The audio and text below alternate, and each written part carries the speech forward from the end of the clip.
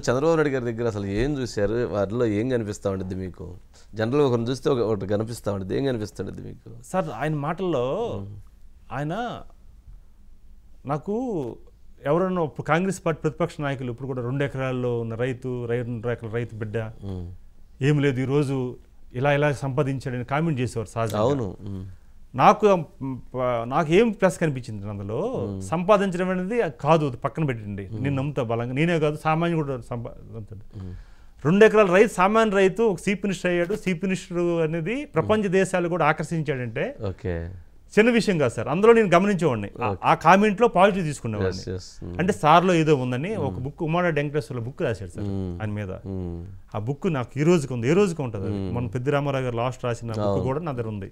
Number of books ఉన్నాయి, ప్రతిదీ కూడా చదువుతాను సార్ ఆయన. ఓకే, ఆయన దాంట్లో ఆ కోణంలో పాజిటివ్ చూశారు. అంటే ఒక 2 ఎకరాలు ఉన్న వ్యక్తి, ఎక్కడో మారుమూల ప్రాంతం ఉన్న వ్యక్తి కష్టపడి సక్సెస్ అయ్యి పొలిటికల్ గా 14 సంవత్సరాలు సీఎం గా, 14 సంవత్సరాలు ఒక ఆంధ్రప్రదేశ్ లీడర్ గా దేశం ప్రపంచం గుర్తించే స్థాయిలో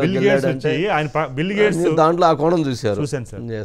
మరి లోకేష్ గారిలో ఏం చూశారు? లోకేష్ గారిలో తప్పుడు కామెంట్లు చేశారు, బాధ కలిగించే కామెంట్లు ఆయన మీద.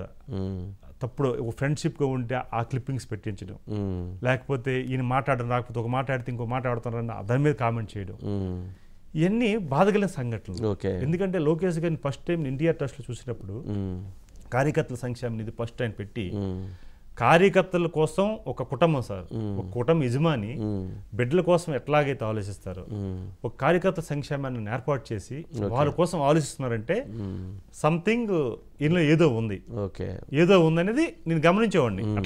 అలాగే చెప్పేవాడిని కాదు, అట్లా కూర్చోండి, ఎదురు కూర్చొని చూసేవాడిని అట్లా ఎన్టీఆర్ ట్రస్ట్ భవన్లో. ఈ క్రమంలో ఏంటంటే 2014 గవర్నమెంట్ వచ్చిన తర్వాత ఆయనలో ఒక ఆయనకు ఎక్కడైనా కూర్చోవచ్చు సార్. లోకేష్ గారు పార్టీ వాళ్ళు సార్, బాబు గారితో పార్టీ, ఎన్టీఆర్ ప్రాంతీయ పార్టీలే అంటే పార్టీ వాళ్ళే సార్. వాళ్ళు ఎక్కడైనా కూర్చోవచ్చు, ఎవరైనా ఆదేశించవచ్చు. బట్ సామాన్య కార్యకర్తగా మహానాడు అయినప్పుడు అందరి మధ్యలో కూర్చున్నాడు sir. That is leader sir. Leader అనేవాడు వారసత్వాన్ని, కొంతమంది ఏమనుకుంటారు వారసత్వంతో రాజకీయ కొంతమంది అయ్యారు, కానీ వారసత్వం ఉన్నప్పుడు కూడా వారసత్వం నాకు కాదు, నేను లీడర్గా ప్రూవ్ అవ్వాలని చెప్పేసి ఆయన స్టెప్పులు సార్ అయ్యి.